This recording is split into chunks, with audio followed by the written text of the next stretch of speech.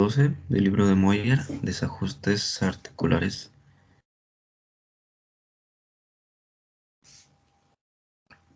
De la materia de trastornos de la articulación temporomandibular.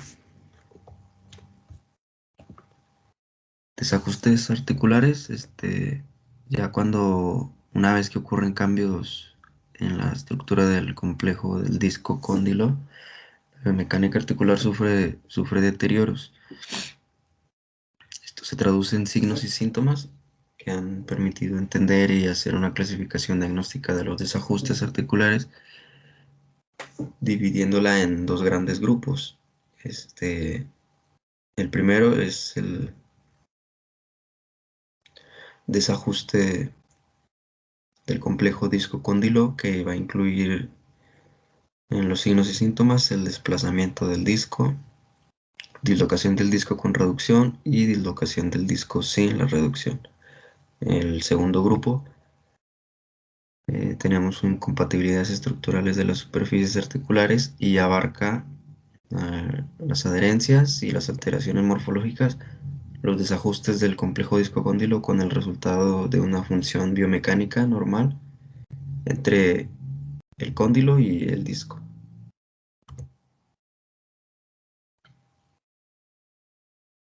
Aquí tenemos una tomografía, una radiografía, donde observamos en un paciente la dislocación del disco sin reducción. Observamos el cóndilo, la fosa de la mandíbula y el disco ya en la zona anterior, ya recorrido.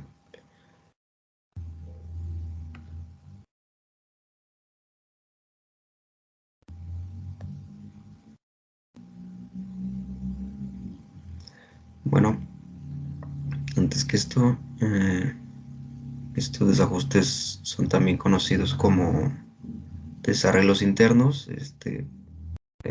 Se prefiere llamar desajustes internos del disco. Primero vamos a tener el desplazamiento del disco. Este se da más que todo por consecuencias de un continuo microtrauma y una consecuencia espasmomuscular de la superior del pterygoideo externo, principalmente. Esto puede ocurrir que el borde posterior del disco, o sea, la banda posterior, se adelgace y que sus ligamentos colaterales y la lámina inferior se elongue, provocando un desplazamiento. Principalmente así se produce el desplazamiento. Los movimientos rotacionales entre el disco y el cóndilo se alteran y producen un cambio en la posición del disco. Cuando esto ocurre, el disco adopta una posición anteromedial del cóndilo, que decíamos. La función se ve alterada y aparece el primer signo físico que se conoce como el chasquido articular.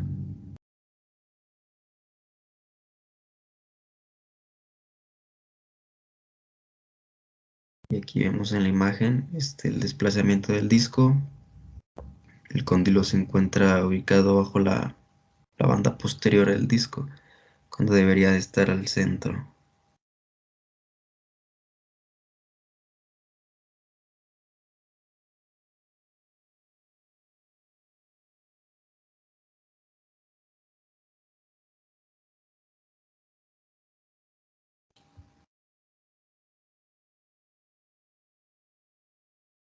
Vamos a tener que, cuando esto sucede, el disco, que ya se encuentra en una posición anteromedial, en posición de máxima intercuspidación, o sea, en el cierre total de los dientes, el cóndilo articulará con el borde posterior del disco. Al descender por la eminencia articular, trae consigo al disco.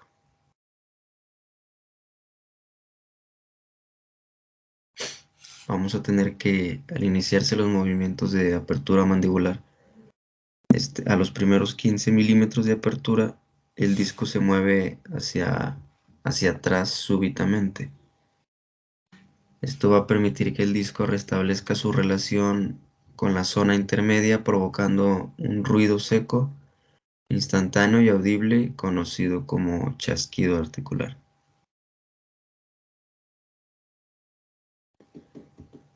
Durante la continuación, ya al abrir de 15 a unos 30 minutos y hasta su terminación, que por lo regular son entre 30 y 45 milímetros, ya no se escuchará un ruido alguno.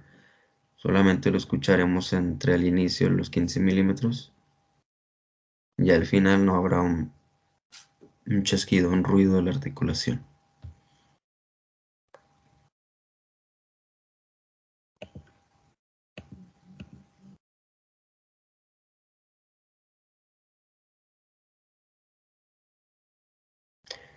Lo explicábamos ahorita, durante el movimiento de cierre mandibular el disco conserva su posición sobre el cóndilo hasta que se va aproximada al cierre oclusal. Es entonces cuando la tracción posterior de la lámina superior es mínima y prevalece la tracción anterior de la superior del pterigoideo externo, que se hace dominante. En esta posición, justo antes del cierre oclusal, es cuando se escucha otro chasquido que indica que el disco ha sido desplazado nuevamente. Este fenómeno de chasquido inicial a la apertura y chasquido final al cierre se ha denominado chasquido recíproco.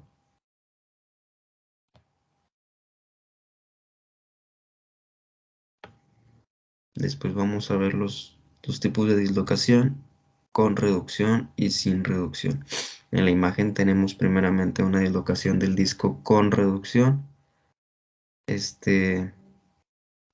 Podemos observar que el cóndilo está bajo la zona bilaminar, que es el número 4 de la fosa.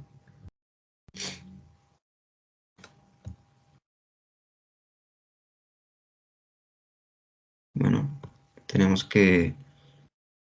aquí en la dislocación con reducción, un disco con reducción, previamente desplazado, va a seguir recibiendo microtraumas y una tracción hacia adelante. Ya observamos que el número 3 del disco ya está en la parte más anterior del cóndilo.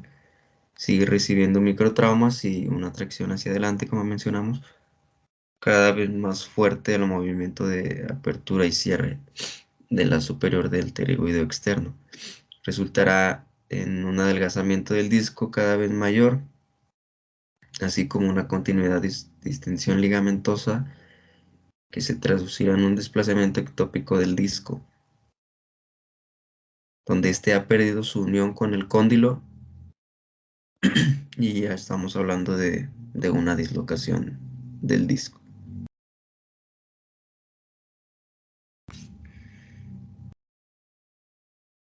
Tenemos que cuando la dislocación del disco está presente, el cóndilo es un movimiento de apertura, se mueve hacia abajo por la cara posterior de la eminencia articular y se dirige hacia el borde posterior del disco. El cóndilo ahora estará situado en la zona bilaminar y retrodiscal, lo que ocasionalmente produce dolor, ya que esto es una zona rica de inervación y vascularización.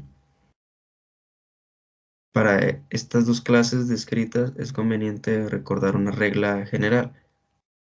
Si el chasquido inicial de apertura es precoz y el de cierre es tardío, desplazamiento del disco, el daño será menos grave. El disco no se ha desplazado demasiado hacia adelante, pero si el chasquido inicial es tardío y el cierre es precoz,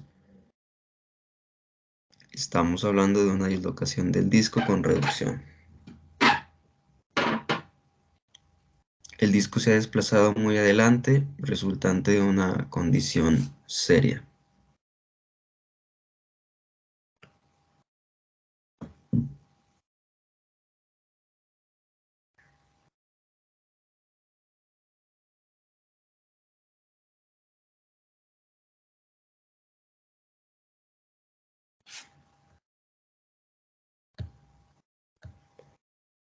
Realizando la dislocación del disco con reducción, tenemos que esta mala posición del disco se origina una detención del movimiento de apertura entre los 15 y 45 milímetros, resultando solamente un chasquido. No va a existir ninguna traba mandibular, se libera solo, solamente estamos hablando de un chasquido al abrir y probablemente al cierre, no siempre. Cuando esto sucede, tenemos que el paciente libere esta traba mandibular con movimientos voluntarios, ya cuando existe, en la dislocación existe una traba mandibular, voluntarios e irregulares de su mandíbula, y este se va a ayudar con sus manos. Él solito va a poder como liberar su mandíbula. El cóndilo se va a colocar bruscamente debajo de la zona intermedia,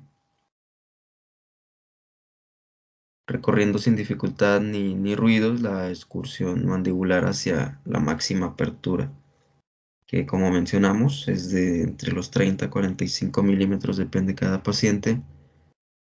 Después la excursión hacia el cierre, hacia la intercuspidación total, se produce con un chasquido más leve, va a indicar el desalojo ectópico del disco nuevamente.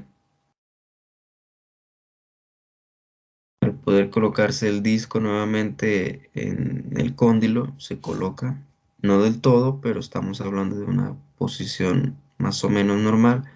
Nos estamos refiriendo a la dislocación del disco con reducción.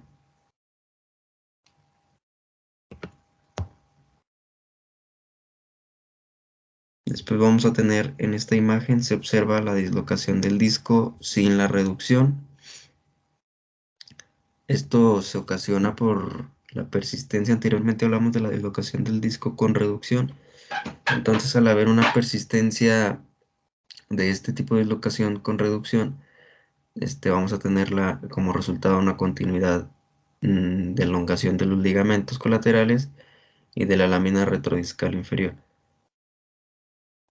Asimismo, la elasticidad de la lámina superior se perderá al estar ocasionando este trauma, haciendo cada día más difícil que el disco se restablezca su posición normal sobre el cóndilo durante la apertura.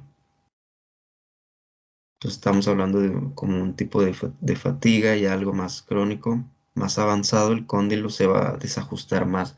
Entonces estamos hablando de una dislocación del disco sin la reducción.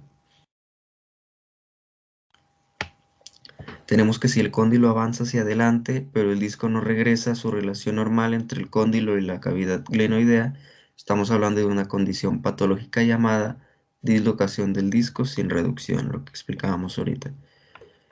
Clínicamente vamos a tener 5 descubrimientos que la caracterizan. Nos vamos a dar cuenta cuando es una dislocación del disco sin reducción. Número 1, un cambio brusco, imprevisto y limitante de los movimientos condilios. Número 2, una apertura mandibular restringida hasta 30 milímetros de apertura máxima que impide una apertura total. Va a haber cierto límite de apertura. No del todo, pero sí medio, digamos así. Una ilimitada laterotrusión, generalmente estos dislocación sin reducción ocurren unilateralmente, por lo tanto, cuando el paciente dirige su mandíbula hacia el mismo lado de la dislocación, se registra un desplazamiento de rango normal, que es entre los 10 y 15 milímetros. Esto es posible porque solo se está efectuando un movimiento rotatorio principalmente sobre su eje vertical y el disco no obstaculiza esta excursión mandibular. Número 4. Una limitada mediotrusión. Una limitada mediotrusión. La limitación se da por la presencia del tropiezo que ofrece el disco y que imposibilita el cóndilo desplazarse hacia adelante, hacia abajo y en medio para efectuar la metrusión. La mediotrusión. Ausencia número 5. Ausencia de ruidos articulares del lado de la dislocación. Al no existir movimiento libre del lado afectado durante la apertura, no se escuchan ruidos.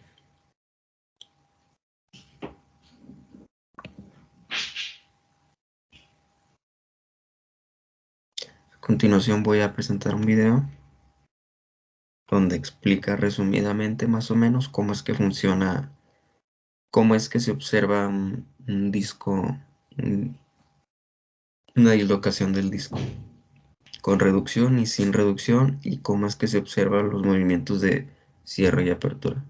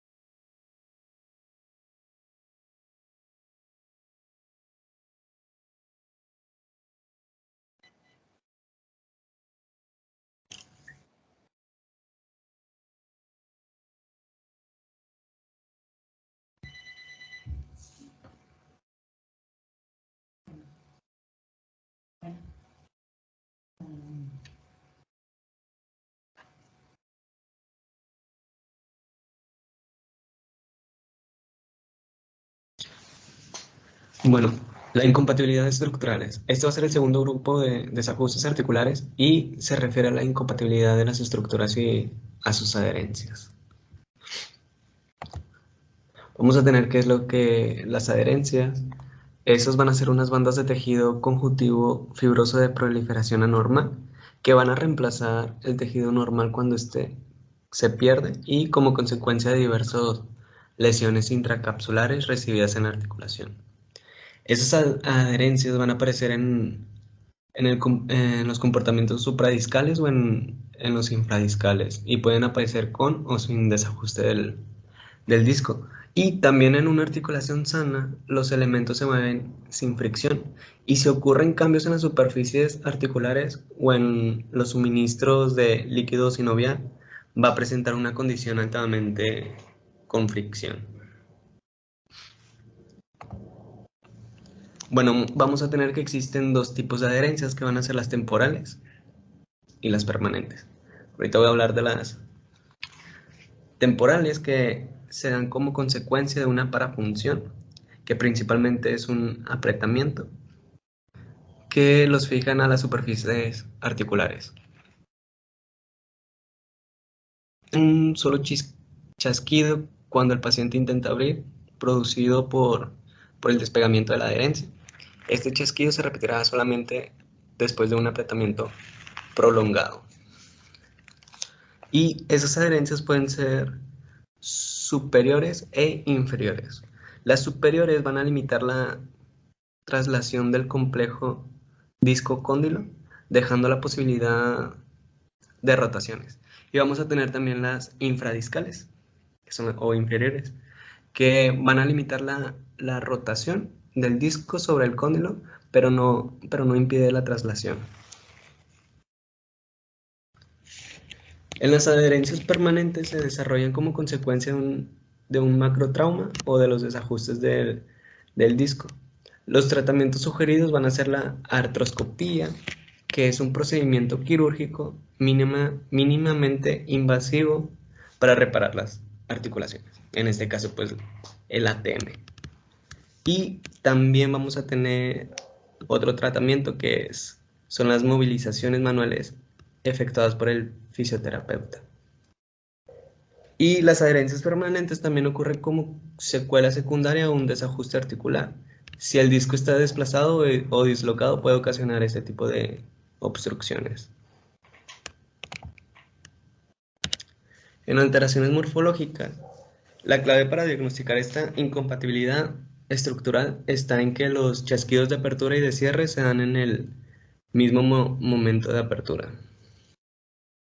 Cuando la forma de las superficies articulares se altera, impide que se realicen compresión y continuidad de los movimientos condilios funcionales. Y los más comunes que se encuentran van a ser la inclinación de la eminencia, muy acentuada, o la falta de ella, que dificulta la ejecución de las excursiones del complejo disco condilo. En la artrosis, vamos a tener que es la articulación, bueno, que esta articulación se va a adaptar al necesario desarrollo y crecimiento. Se presenta por una parte como una consecuencia de la desestabilización entre la fuerza aplicada y recibida. Y por otro lado, la facultad amortiguadora de los tejidos blandos, cartílados y hueso de poder compensar el estrés de las sobrecargas. La remodelación es progresiva cuando existe proliferación de tejidos y es regresiva cuando la resorción osteoplástica es evidente. También la artrosis se va a caracterizar clínicamente por ausencia de dolor y probable crepitación y limitación de movimientos mandibulares, acompañados de desviación hacia el lado afectado. Y en las imágenes radiológicas van a estar evidencias notorias de cambios estructurales óseos. En etapas iniciales la degeneración podría detectarse con biopsia o con artroscopía. Los procedimientos miméticos vamos a tener que son las condiciones inflamatorias, la sinovitis, la capsulitis, la osteoartritis y la artritis reumatoide. Las condiciones inflamatorias, esto ocurre con consecuencia de de un trauma, de una infección o de una irritación, y a menudo van acompañados una, de un trastorno del ATM. La sinovitis se reconoce por dolor o molestia localizadas. La capsulitis, como su nombre lo dice, va a ser la inflamación de la cápsula. Va a reportar dolor o molestia a la palpación. La ortoartritis es una condición degenerativa y esta va a estar acompañada de la sinovitis, que va a ser una inflamación secundaria del ATM. La artritis reumatoide se refiere a una condición crónica de las articulaciones y estructurales periarticulares.